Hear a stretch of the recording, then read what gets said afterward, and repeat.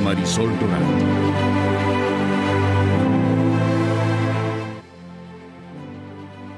Muy buenos días, El Salvador. Qué gusto poder saludarlos en este jueves 14 de enero. Estamos listos para llevarles 1 hora con 30 minutos de análisis, diferentes temas con diferentes invitados, voces importantes de la vida nacional, por supuesto, en nuestro amado país, El Salvador. Si usted está desayunando, que tenga muy buen provecho. Comenzamos. Esta mañana tengo el gusto de darle la bienvenida a Giovanni Galeas. Él es analista político y también escritor. Buenos días, gracias por estar con nosotros en AM. Bienvenido. Un gusto, más bien un honor estar con ustedes acá en el Canal 10 Renovado. No estamos en Universo Crítico, pero usted siempre es bienvenido a este canal. Sí, es como volver a casa. Es como, ¿cuántos años fue Universo Crítico? Y 5 años. 5 años. Sí, demasiado. Demasiado, está bien, pero fueron buenos años, Sí. sin duda rodeados de este gran equipo de Canal 10. Sí.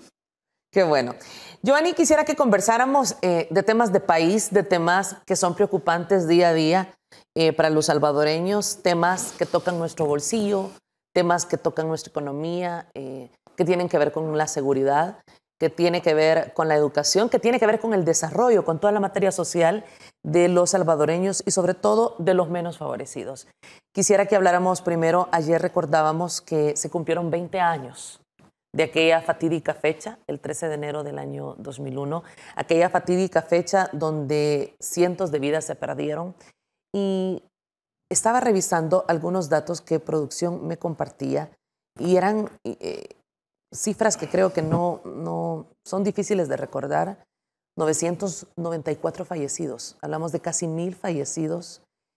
Viviendas se reportaron en ese momento, fue más de 1,364,000 personas damnificadas, tengo muy claro ese recuerdo. Además, se realizaron, el terremoto dejó 169,692 viviendas dañadas. Y este dato que es importante, más de 108,000 viviendas completamente destruidas. Es decir, los salvadoreños se quedaron sin nada, por lo que habían trabajado por mucho tiempo. Las Colinas fue el epicentro donde se registraron este buen número de casas. Y estas familias, desgraciadamente, siguen esperando y siguen viviendo este dolor y enfrentando este dolor porque a la fecha, 20 años después, no han recibido algo que pueda reparar, obviamente, jamás las vidas de sus seres amados, pero sí al menos poder reconstruir sus vidas en una vivienda digna. Yo tengo especiales recuerdos de esa tragedia porque yo vivía en Pinares de Suiza, que es la colonia que está a la par de las Colinas. Esa casi mediodía estaba yo solo, mi esposa había salido y yo estaba solo con mi hija, Mariana. Ella estaba bebé y sentimos la fuerza del temblor, no del terremoto. Luego como el rugido de la montaña, pues, porque Pinares de Suiza está al lado de las colinas y enfrente está la montaña, ¿no? Y se derrumbó parte de esa montaña. Esa fue la que se derrumbó. Y luego nos dimos cuenta de la gran tragedia, ¿no? Así es. Un dolor inmenso para toda esa gente. Estuvimos monitoreando, ver en qué podíamos ayudar. Yo podía poco porque estaba cuidando a la bebé, pero sí pude estar cerca, ver ahí todo el dolor de esa gente y a la vez la solidaridad de los vecinos, de los que llegamos a ayudar en lo que se pudiera, pues. Fue terrible, porque el dolor humano cuando son pérdidas, es grande, y cuando son pérdidas brutales de esa manera, había aún gente viva enterrada abajo. Se oían gritos, se oían ayes. Terrible. Bueno, con todo ese dolor, Taiwán decidió, como lo hacía siempre, hacer un donativo o varios donativos para resarcir en algo el daño a las víctimas, a las familias que perdieron sus casas, perdieron su familia, todo, lo perdieron todo. Y la cifra mágica que todos tenemos en la cabeza son 10 millones, pero eso es falso. el mismo presidente Flores, que recibió ese donativo, expresidente Flores, dijo en la comisión especial legislativa que lo investigó, él dijo ahí, no, es que fue mucho más. ¿Cuánto más? Bastante más. Eso es textual, lo dijo, ahí está grabado. Digo, no, muchos más, no, si es que no son 15 ni 20, es mucho más. Bueno, y afirmó, como ya todos saben, que lo dio en saquitos el dinero a los destinatarios. Nunca dijo quiénes eran los destinatarios, ¿no? Pero yo creo que se comete un error al focalizar la atención en el presidente Flores. Él está probado que cometió muchísimos actos de corrupción durante su gobierno, como todos los presidentes de Arena y los dos del FMLN, muchísimos actos de corrupción comprobables, verificables. Pero en el caso del presidente Flores y de ese dinero en particular, que no son 10 millones, 10 millones es el cheque cuya trazabilidad se descubrió. Eso es lo que sabemos. Y la trazabilidad de ese cheque dice el dato más importante, más que focalizar al presidente Flores. Ese dinero fue depositado en Miami, después vino al Banco Cuscatlán de Uruca, Costa Rica, y del Banco Uruca, Costa Rica, al Instituto Libertad de Arena, o Rodríguez Port de Arena, y ahí hay dos nombres importantes, Balsarete Crit y Juan Tenan White, ¿no? Eran financistas de Arena y a la vez tesoreros de ese instituto. Y ellos reconocen haber pasado ese dinero, ese cheque de 10 millones de dólares al Partido Arena. Luego, en el funeral de Francisco Flores, Velado, que era el presidente del COENA en ese momento, él dijo sí, el dinero llegó a Arena, está en Arena. Sigamos un poquito más. El dinero está en Arena, son 10 millones que eran para las colinas, para la gente de las colinas. Aceptaron tenerlo ellos, ya lo aceptaron abiertamente. Hace como 8 meses, este es otro dato importante, el fiscal general de la República, Raúl Melara, dijo, anunció, voy a recuperar esos 10 millones de dólares. Hace 8 meses dijo eso. Yo estoy esperando. Esas familias siguen esperando. Por supuesto. Pero yo como ciudadano estoy esperando que el fiscal recupere ese dinero. Arena reconoció tenerlo. ¿Por qué no lo regresan? Es un acto mínimo de dignidad, mínimo de dignidad. Regresar ese dinero que venía para los damnificados, no para el Partido Arena. No para el Partido Arena. ¿De qué hablan entonces? ¿De qué hablan? Esto es jugar con lo más sagrado que tiene cualquier ciudadano del planeta, cualquier ciudadano salvadoreño. Es el dolor por las víctimas, por todo lo que perdieron. Con eso jugaron, con eso han jugado los de Arena. El presidente de la República ayer, en una fecha, como lo decía, de recordación, de mucho dolor para los salvadoreños, porque cuando muere un salvadoreño creo que muere nuestra alma de salvadoreños. Sí, somos claro. todos, es un dolor para todos. Y al respecto, el presidente de la República, Nayib Bukele, tuiteó, quiero mostrarlo, esto fue lo que dijo: prohibido olvidar. Ese es el hashtag. Ahí está, prohibido olvidar, y le muestro el video que colgó el presidente. Ahí está, ahí lo tiene.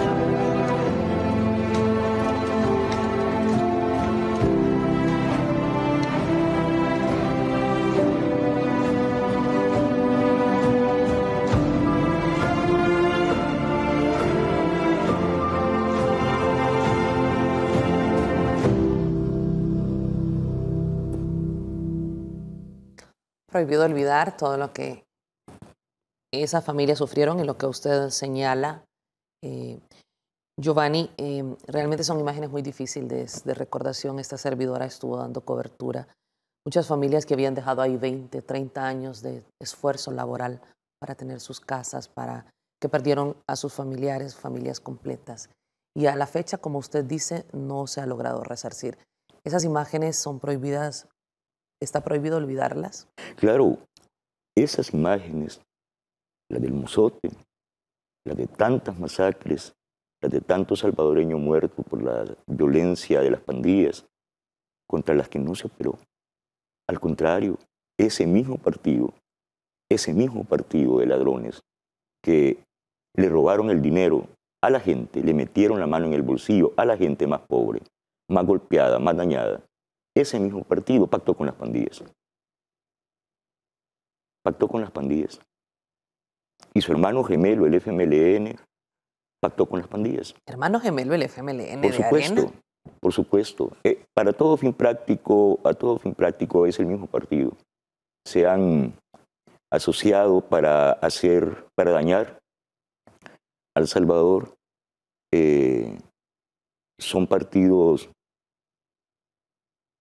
que han cometido el peor crimen contra una nación, robarle la dignidad, la esperanza, la seguridad, la salud, la educación, para robarse el dinero para sí mismos.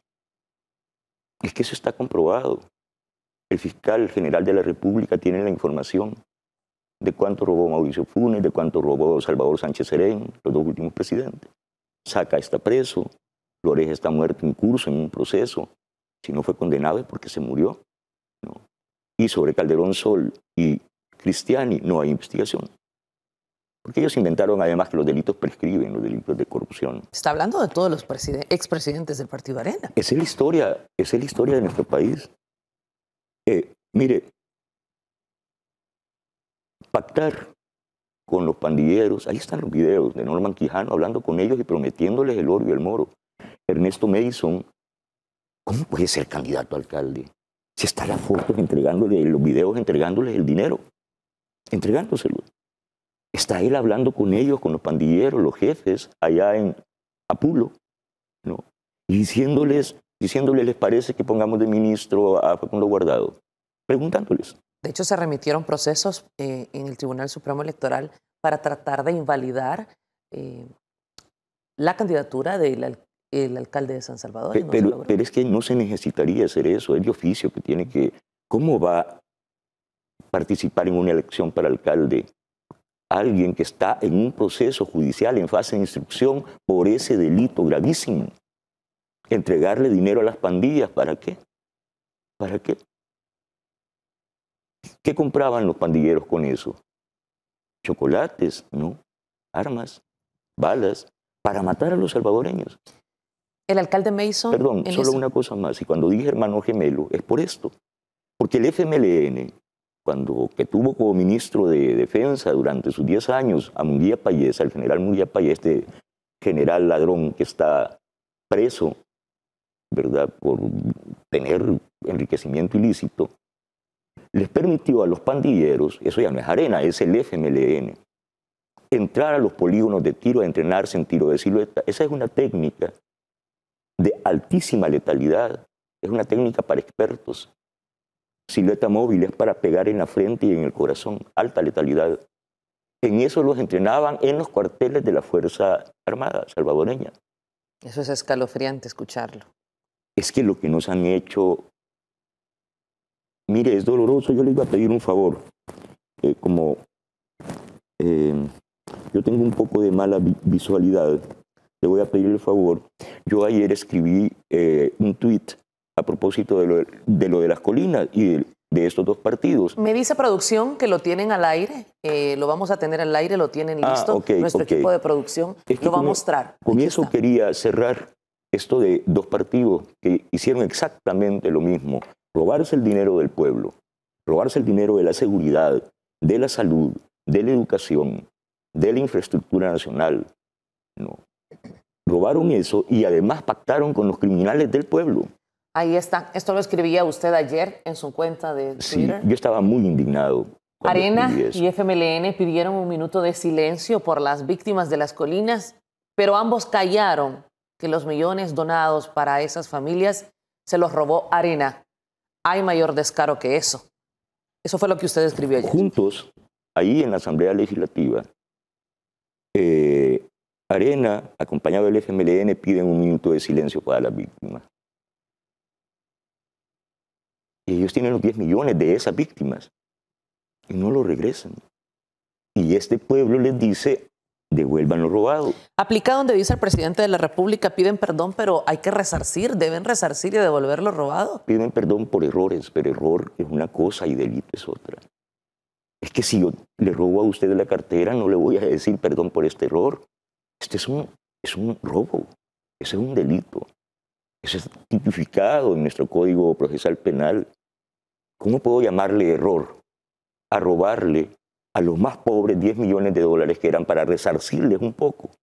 En un poco. Solo muy poco, sí, Sí, con sus viviendas ante el por dolor sus de la viviendas. pérdida de Y le voy a su decir familia. perdón por ese error, pero además reconociendo que tienen el dinero. Es decir, yo no sé si lo tienen ya, ¿no? Pero ellos se lo quedaron.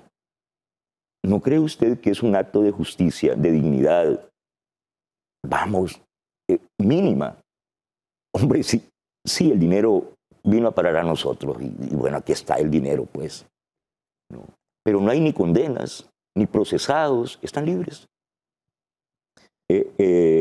Balzaret Crit y Juan Tenan Wright, que es el padre de ese muchacho Johnny Wright que anda con ese partidito, ¿no?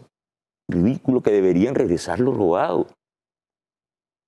Esas dos familias tienen mucho dinero. Solo ellos podrían regresar 10 millones con todos los intereses. Pero no regresan ni un centavo. Y ese es uno de los robos, nada más, solo uno.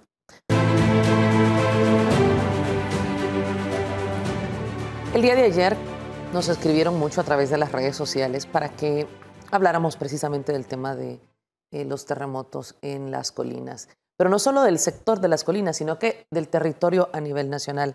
Muchos contaban su experiencia, yo también compartía mi experiencia, lo que fue enfrentar como periodista toda esa desgracia que no solo afectó a las colinas, insisto, Sí. afectó muchas partes de nuestro país.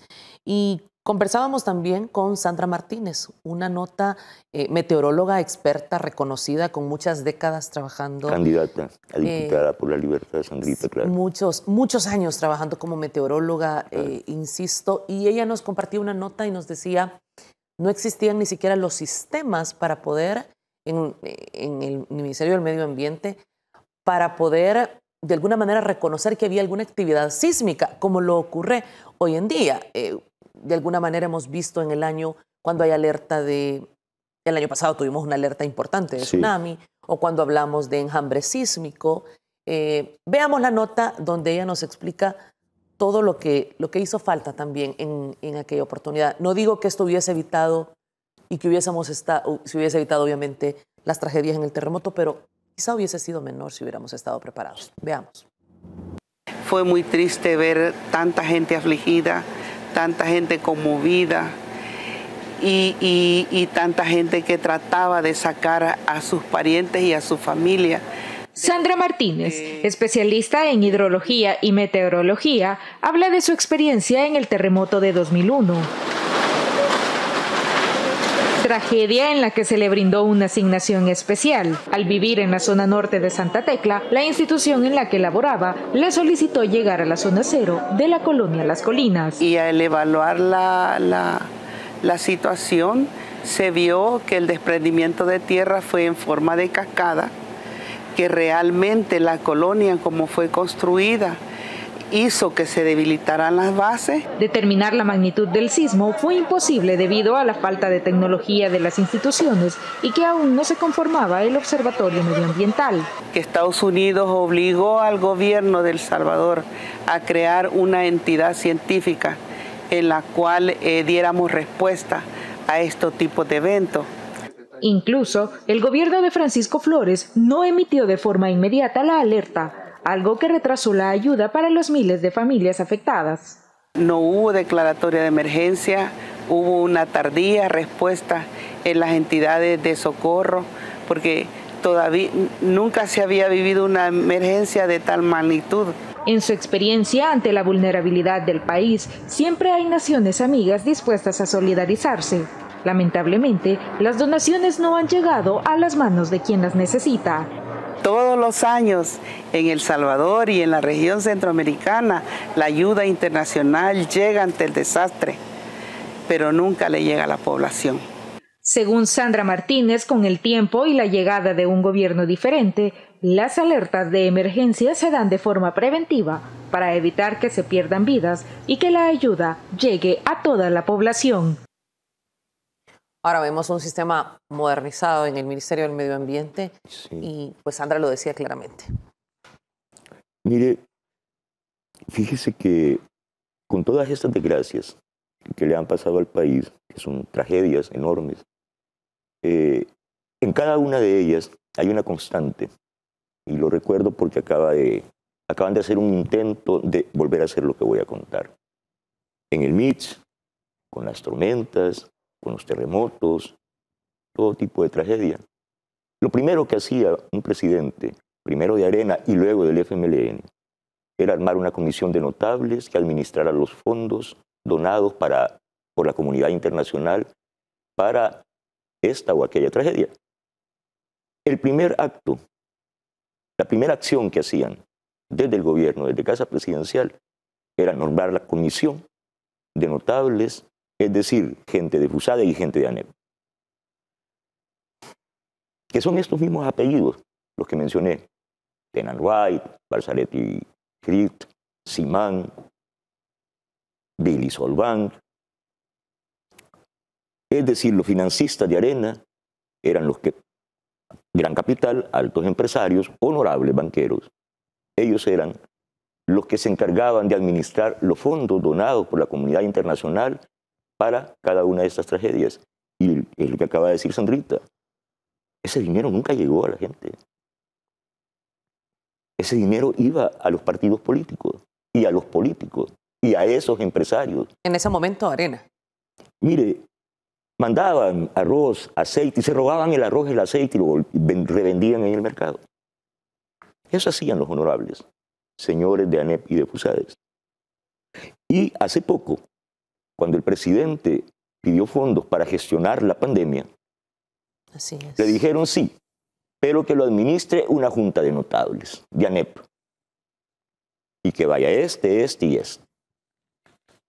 Lo mismo que hicieron durante los 30 años.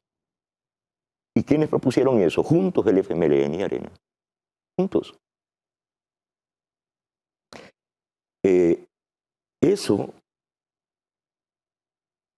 Eso es lo que explica el repudio que les tiene el pueblo salvadoreño a esos dos partidos ahora. Por eso el pueblo salvadoreño les ha dicho: devuelvan lo robado. A eso quería llegar. Esa sigue siendo la misma oposición política. Como usted lo mencionaba hoy que el presidente pedía estos fondos, ¿sigue manteniéndose esa oposición política y poder llegar hasta ese grado cuando hay una desgracia en nuestro país, como lo hemos visto con tantas tormentas que han afectado en medio de la pandemia? Mire, Marisol, política es administración de los problemas públicos. Política es representación de intereses. Ellos no hacen política, no son una oposición política. Esos partidos hacen negocios, no hacen política. Es más, ni siquiera hacen política electoral, no es cierto. Esos partidos hacen negocios. Eso es lo que hacen.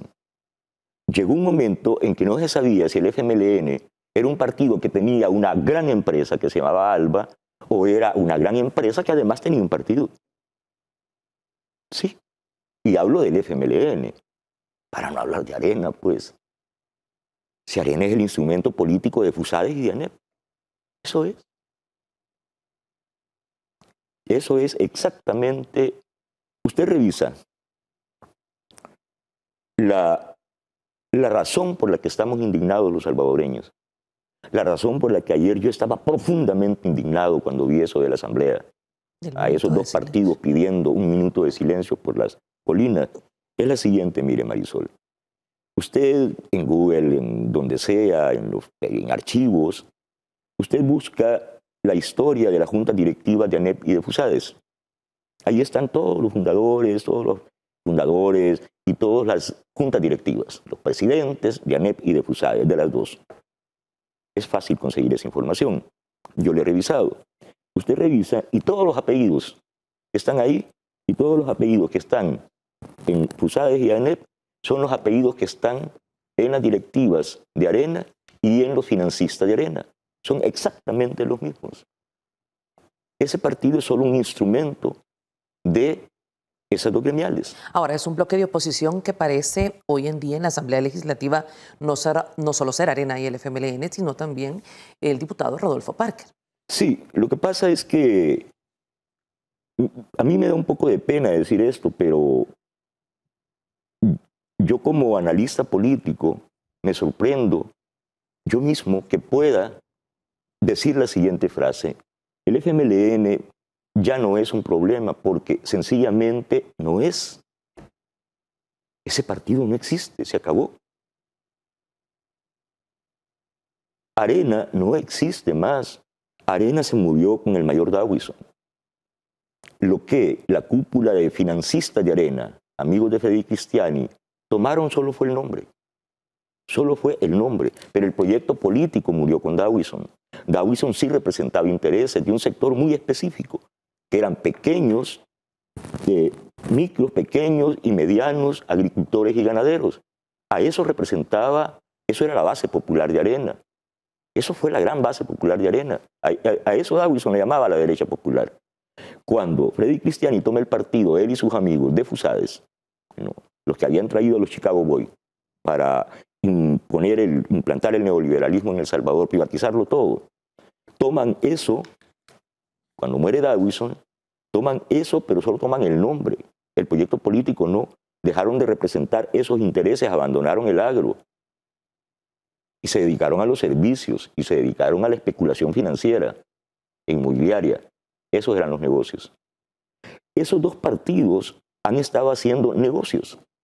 Parece extraño decirlo del FMLN porque, bueno, eran guerrilleros, no eran empresarios. Claro que sí eran empresarios. No hay que olvidar a Alba.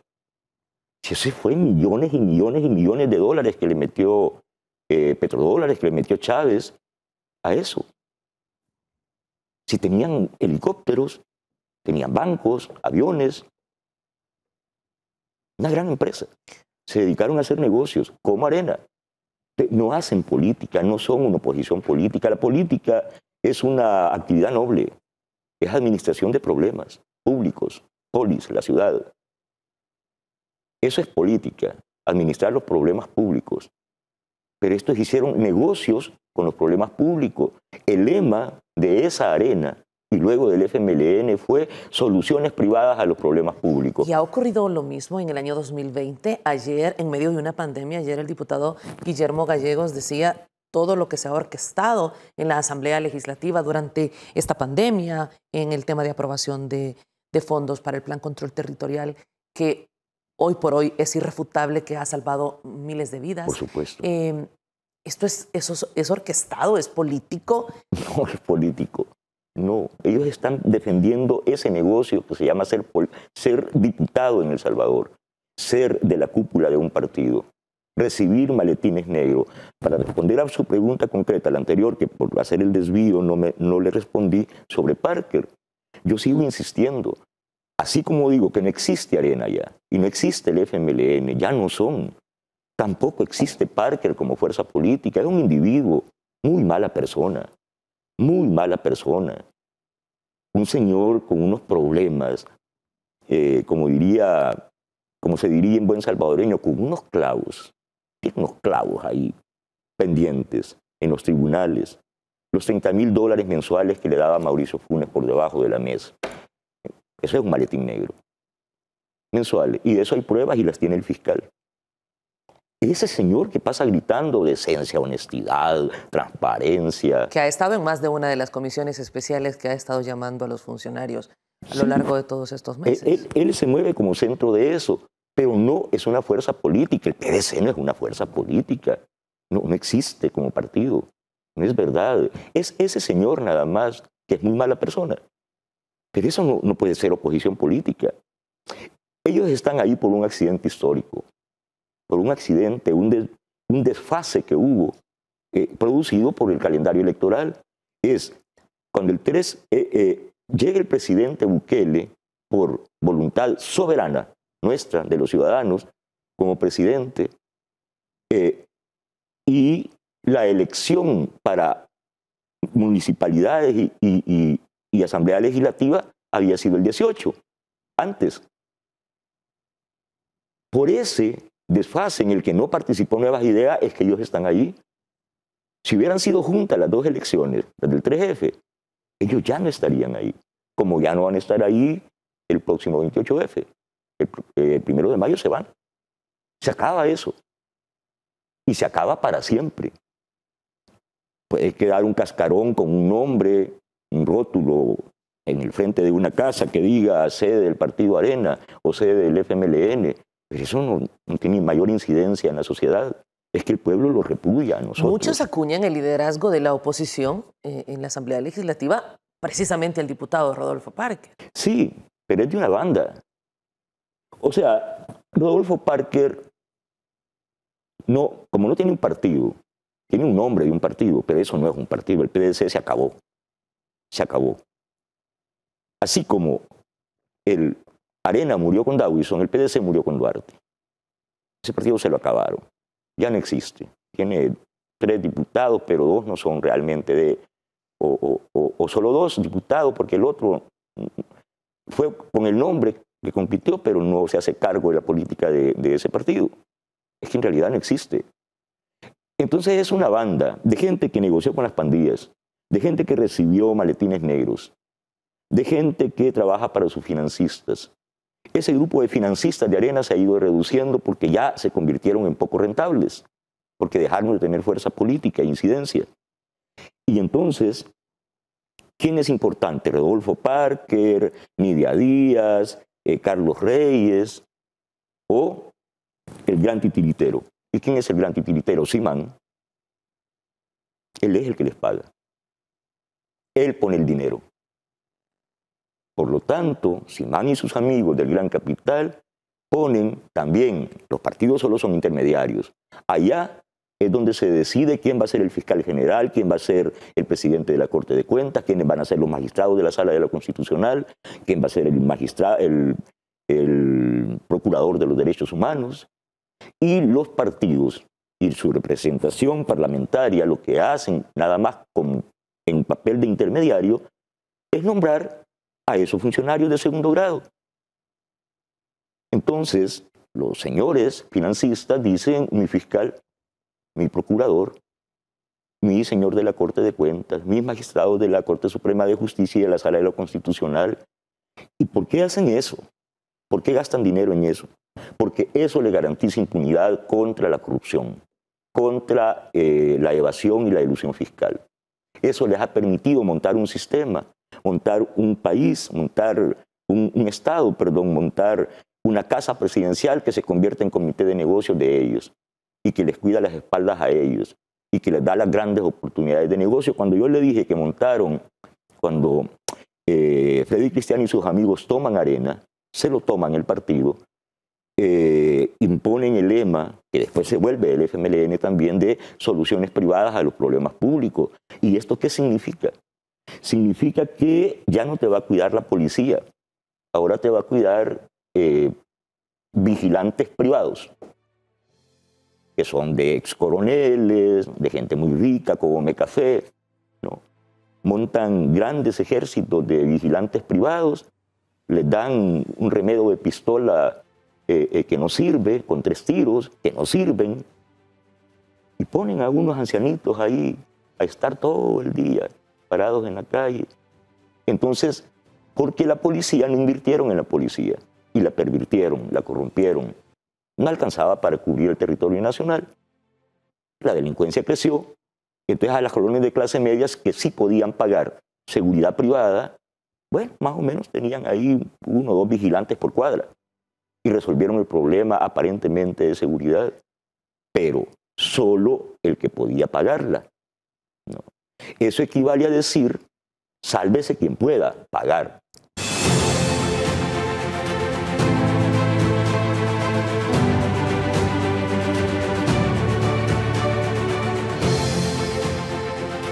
Son las 7 de la mañana con 13 minutos. Esta mañana conversamos con Giovanni Galeas. Hemos conversado de muchos temas. Hemos recordado a las víctimas del terremoto de 2001, que ayer cumplían 20 años. Esta tragedia que aún nos deja muchos recuerdos y mucha indignación a nuestro país. Ahora quiero preguntarle, Sí. Giovanni, sobre el panorama ante las elecciones que serán el próximo 28 de febrero.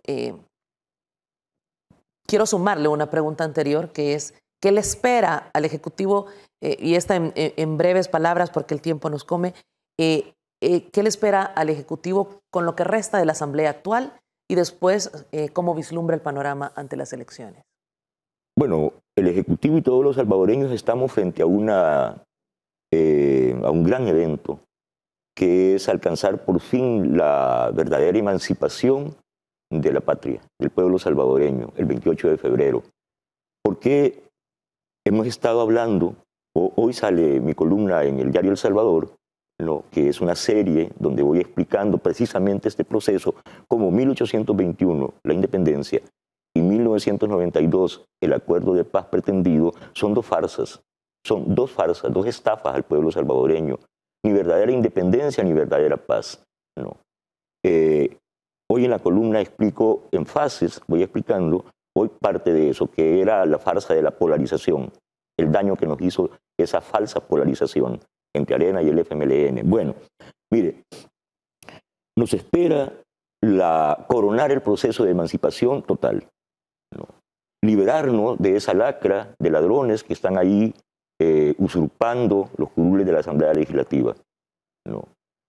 ¿Por qué tengo tanta certeza y por qué lo digo con tanta certeza? Porque yo trabajo viendo encuestas. La de ayer, la de antier, la última de la UCA, la de PUCA, la de Sid Gallup, la de Mitofsky, la de la prensa gráfica, UTEC, todas dicen lo mismo. Todas dicen lo mismo.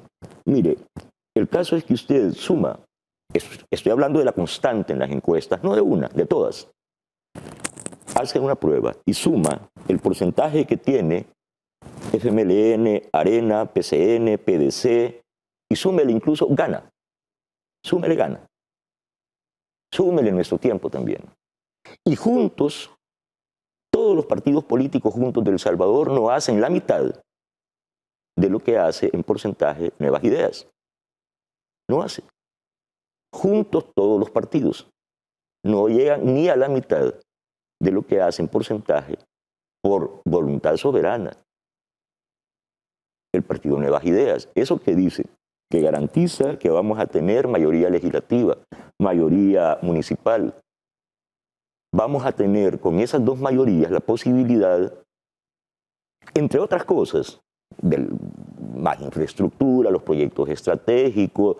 Nayib va a poder trabajar sin obstáculos en la realización de su proyecto estratégico, de su programa político, y estoy hablando de Aeropuerto de la Unión, ferrocarril, el Tren del Pacífico, todos esos proyectos sin ningún problema, control territorial, todo eso. Pero vamos a tener además, con la mayoría legislativa, la gran posibilidad de renovar nuestra Constitución, renovar el Pacto Social Salvadoreño constitucionalizado. Cuando usted dice sin ningún problema todos estos proyectos de desarrollo, es decir que con la actual configuración en la Asamblea Legislativa no, es imposible. Le han dado fondos. El Plan Control Territorial no está financiado. Tiene 7 fases. Y solo no se ha financiado nada del Plan Control Territorial. Le han negado los fondos para la seguridad a Nayib. Eso ha hecho la Asamblea. Le negaron los fondos pendientes desde noviembre de 2019, fondos para el Plan Control Territorial. Le negaron los fondos para el Plan Control Territorial. Imagínense. Le negaron los fondos para la gestión de la pandemia, para el Hospital del Salvador. Le han negado todos los fondos. Mire, cuando hay un problema extraordinario, usted tiene por lógica egresos extraordinarios para solucionar ese problema extraordinario y tiene muy bajos ingresos porque la misma crisis hace que la gente no tribute cuando hay un problema como la pandemia, ¿no? ¿Y cómo va a pagar impuestos la gente si no tiene? Si estábamos en cuarentena. Entonces, el gobierno tenía que hacer inversión extraordinaria, pero solo tenía el presupuesto ordinario. Va a la Asamblea y pide fondo y le dicen no. Giovanni, pero ahora que usted habla de impuestos, veamos el tema de impuestos municipales, porque en la Asamblea Legislativa, por un lado, se niegan los fondos para planes como el Plan Control Territorial, para temas de salud que han sido tan importantes, pero hemos visto a una Asamblea Legislativa que ha querido darle más fondos a los alcaldes. Claro, a sus alcaldes. fondos antes de que salgan. Falta un mes para las elecciones, van para afuera. ¿Para qué quieren dinero? Y les dicen, ustedes no tienen que dar cuenta de ese dinero, que ya se les dio, la primera parte, la primera millonada que les dio, aceptó darle el presidente. Más de 70 millones. Ok, se les da eso y le dicen no pueden, no tienen que dar cuenta de eso. Reforman un artículo, ¿sabe para qué? Para que puedan endeudarse hoy, a un mes de salir, a 50 días de salir, pueden endeudar las alcaldías. Y nadie los audita.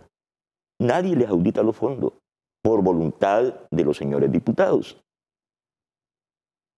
Pero todos los días dice Rodolfo Parker, Margarita Funes, Carlos Reyes, vamos a auditar hasta el último centavo del Ejecutivo. No le dan fondos, pero quieren auditar hasta el último centavo. Quiero retomar este tema, esta posición de los diputados en la Asamblea Legislativa, esta dura oposición. Las encuestas, que no ha sido solo una, que vienen desde el año pasado, vienen mostrando no solo un número de escaños mayor o un número de alcaldías mayor para el Partido Nuevas Ideas, sino que reducen por completo la oposición. ¿No están entendiendo el mensaje? No, no han entendido el proceso político salvadoreño, porque no les interesa El Salvador. Mire, sorpréndase. Yo hablo con gente de Arena y hablo con gente del FMLN. Yo estuve en el FMLN. Yo pertenecía a una de las 5 organizaciones que conformaron el FMLN. Tengo una gran cantidad de amigos ahí. Y conozco mucha gente en Arena. Yo trabajé en campañas estratégicas de Arena. Conozco a mucha gente, a casi todos los dirigentes de Arena. Y converso con muchos de ellos. A mí me sorprende que pero conocen al dedillo el proceso electoral norteamericano, como eso de los caucus y cómo es que el colegio electoral, saben perfectamente cómo funciona el sistema norteamericano, pero no conocen cómo es el sistema salvadoreño. Ellos lo hicieron, pero no lo conocen. Es que no les interesa el país, no les interesa El Salvador, al punto, que es lo que dijo Sandra, que ni siquiera tenían un sistema de alerta sismográfico, pues. Imagínense, porque no les interesa. No les interesa en absoluto. A propósito de los colegios electorales que usted mencionaba de otro país, ¿el Tribunal Supremo Electoral, usted considera hoy por hoy que va a ser garante de estas elecciones? Esos no son garantes de nada, con Olivo a la cabeza ahí, porque como en toda la institucionalidad corrompida que tenemos, es lo que le decía, ¿quién decide quiénes son? Los partidos son intermediarios que votan para que sea este y este, pero quien decida quiénes son los funcionarios de segunda clase son los financistas de los dos partidos. Al final es imán. El que dice, este va a ser fiscal, este va a ser presidente de Corte de Cuentas. Rodolfo Parker puso al último presidente de la Corte de Cuentas, Ansora, inconstitucionalmente. El FMLN puso a Polonio en Derechos Humanos. Inconstitucional. El fiscal es inconstitucionalmente nombrado y eso lo acaba de demostrar en términos jurídicos impecables Tania Pastor, la licenciada Tania Pastor, la doctora. Abogada, es decir, fue a impugnarlo, fue a demandarlo, ¿no? Porque son inconstitucionales esos nombramientos. En realidad son ilegales, inconstitucionales, como todo lo que hacen, como lo que quisieron hacer con el director de la Policía Nacional, Arias Achicas, ¿no? Y el juez les dijo, eso es ilegal lo que ustedes hicieron. Es inconstitucional, es ilegal, les dijo el juez. En un sistema judicial. Y quieren repartirse como piñata, robarse en plena luz el presupuesto, dándole ese dineral a sus ONG, a las alcaldías, ellos mismos. No. Y la Sala de lo Constitucional les dice eso que hicieron es ilegal.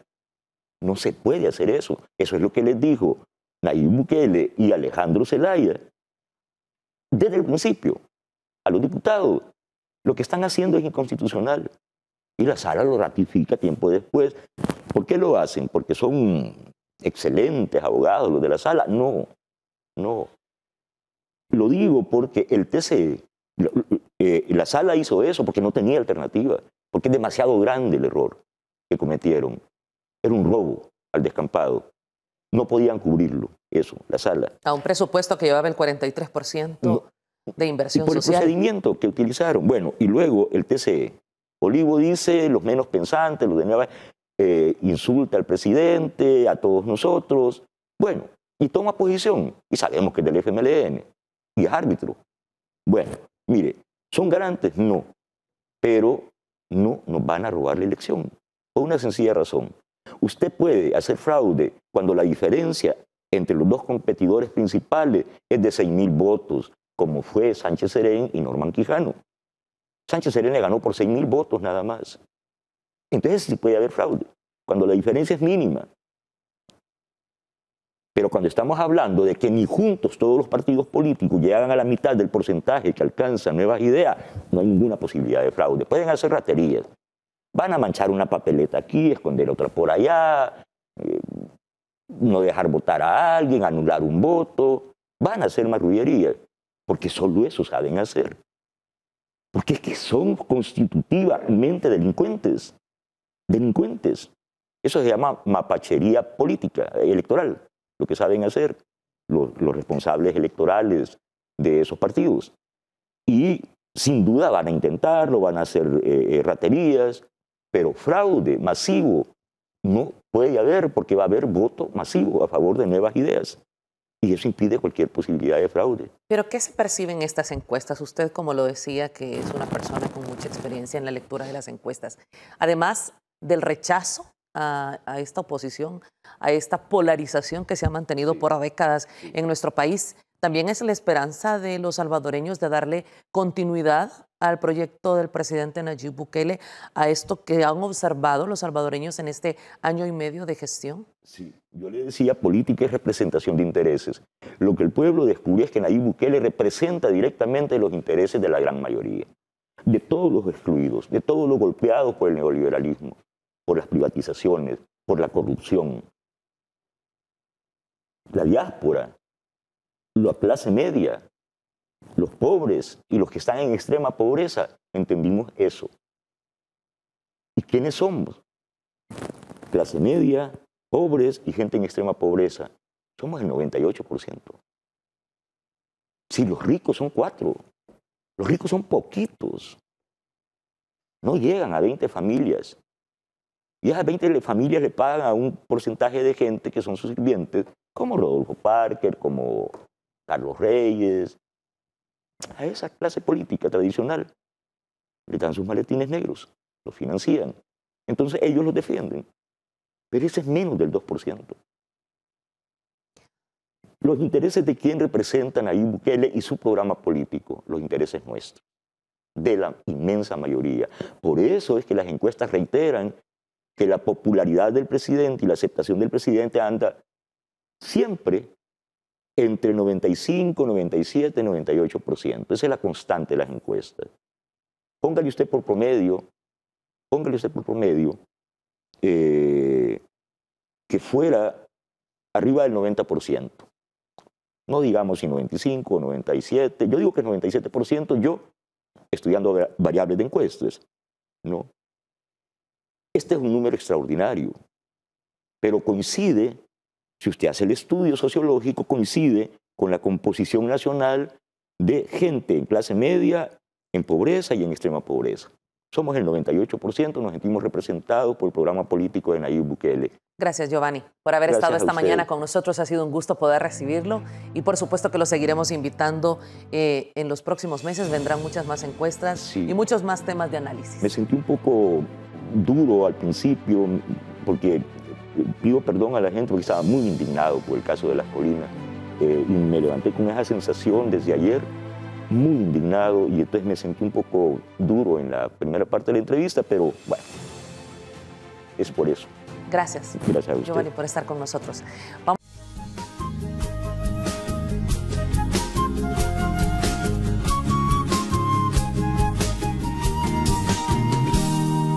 Vivo enamorado de este suelo, no me canso de tu luna y de tu cielo, porque yo elegí aquí sembrar mis sueños, porque Dios llenó de magia este pueblo.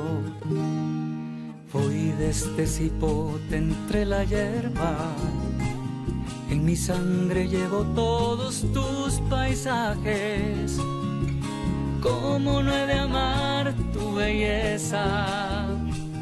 Como el toro voz yo te canto hoy con fuerza.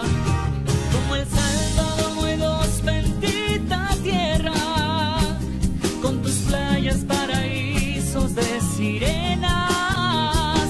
Si me fuera un día de vos, tal vez muriera. Río Lempa recorriéndome las venas, por tu gente con el alma tan sincera. Esta es tierra de pipiles y de lencas.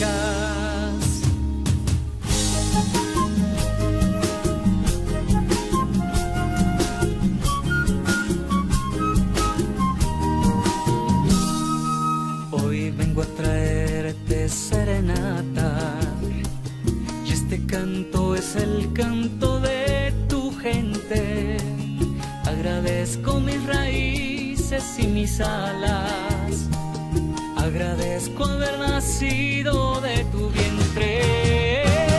Como el Salvador no hay dos, bendita tierra, con tus playas, paraísos de sirenas. Si me fuera un día de vos, tal vez muriera. Río Lempa recorriéndome las venas, por tu gente con el alma tan sincera.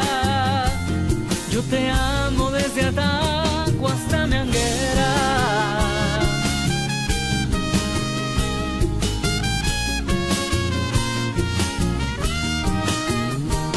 Como el Salvador no hay dos, bendita tierra, con tus playas, paraísos de sirenas. Si me fuera un día de vos, tal vez muriera. Río Lempa recorriéndome las venas, como el Salvador no hay dos, bendita tierra. Si me fuera un día de vos, tal vez muriera. Río Lempa recorriéndome las venas, por tu gente con el alma tan sincera. Yo te amo